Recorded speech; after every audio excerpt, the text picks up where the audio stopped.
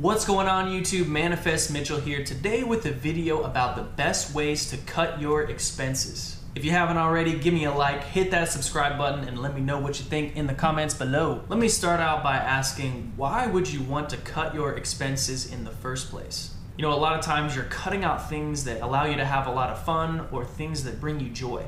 The reason that I've chosen to cut a lot of my expenses is because I want to put that extra money towards building wealth and becoming financially independent.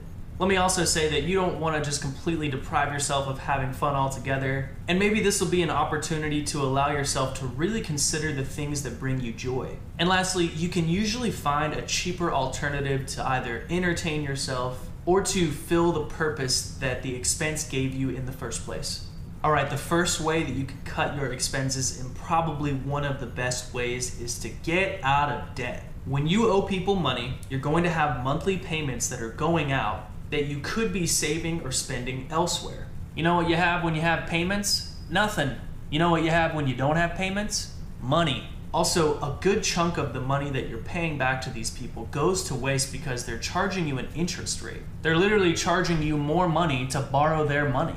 When you don't have all your money going out, you're gonna have more money that you can use to save or to spend and enjoy yourself.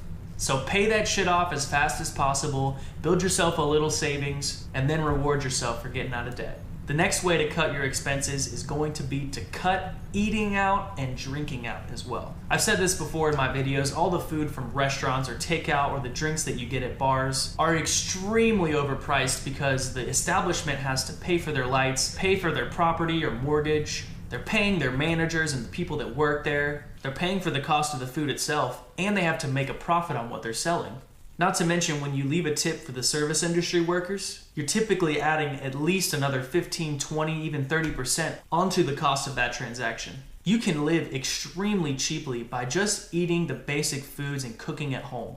Rice, beans, produce, protein selections, fruits and veggies, and my favorite, peanut butter and jelly sandwiches. Also, the food that you cook at home is oftentimes a lot healthier than the food that you eat out because you can pick the ingredients that you put in your food. You know, organic and non-GMO. It's also a fun experience to cook a meal for other people or maybe your significant other, and to also try new cuisines and get creative with how you're cooking. Also just feel like there's something rewarding about eating something that you've prepared from scratch. Maybe it's like a primal instinct for survival that I was able to gather the ingredients, procure this food, and whip up something nice and delicious. Now, you don't just want to completely stop eating out altogether. You want to enjoy yourself. Maybe sometimes you don't want to cook. I typically go to brunch every Sunday and then get takeout sometimes. So a good middle ground would be to build a small amount into your budget that you can use for eating out or drinking out or going to a coffee shop. And then also spoil yourself once in a while with the food that you cook at home. Maybe make a nice steak dinner or a seafood cuisine, or if you're vegan, cook a really nice upscale vegan dish. This way you won't just get completely burnt out with cooking every single time, and you'll find a good balance between saving money on eating out and enjoying yourself. Alright, another great way to cut your expenses is going to be to cut your entertainment services. This category can kind of serve you in a twofold way because you can cut the actual expense of spending money on the service and also use the time that you were spending on the entertainment services to make money from a side hustle, pick up some more hours, or build your own business. Some examples of these entertainment services might be your cable subscription, Hulu, Netflix, and also how much data you have built into your cell phone or internet plan. Definitely check how much data you're using every single month and compare that to how much data you actually buy from your internet provider every month. And with the entertainment subscription services or cable, maybe cut all of them except for one or two of your favorites that you find yourself enjoying the most or spending the most time on. Lastly, a big personal expense of time and money that I used to have was video games. It's really easy to get sucked into a campaign or like online multiplayer and end up spending a lot of time playing video games.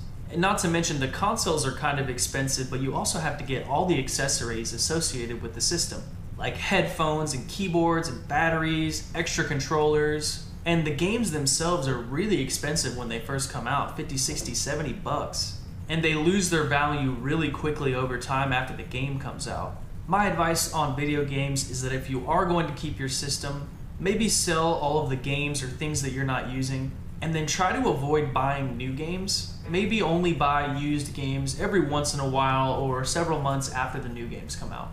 All right, let's move on to the last way to cut your expenses, which is going to be vacations and getaways.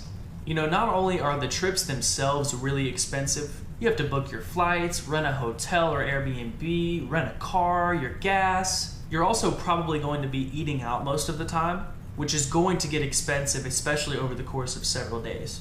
Not to mention, unless you're on a salary plan, you're going to have to pay a hefty opportunity cost, which opportunity cost just means that you're not working and therefore you're not making money. So you have to also take into consideration that if you were at home and were working, you'd be making money. And now that you're not at home and not working, you're actually losing money that way as well. Not to mention, going out of town also kind of causes you to get out of your day-to-day routines. I always find that when I come back from vacation, my healthy eating habits, maybe my fitness routine is a little off, which routines are good because they allow you to kind of optimize and make your life more efficient. But change is good, and changing up your day-to-day habits is a great way to get outside your comfort zone and maybe try new things and other ways to live. We all need to get away sometimes, especially when we're working hard, and vacations and weekend trips are great opportunities to do so. So a good middle ground for this expense would be to include money in your budget every single month for kind of fun and entertainment, and maybe choose to set some of that money aside every single month for an upcoming trip.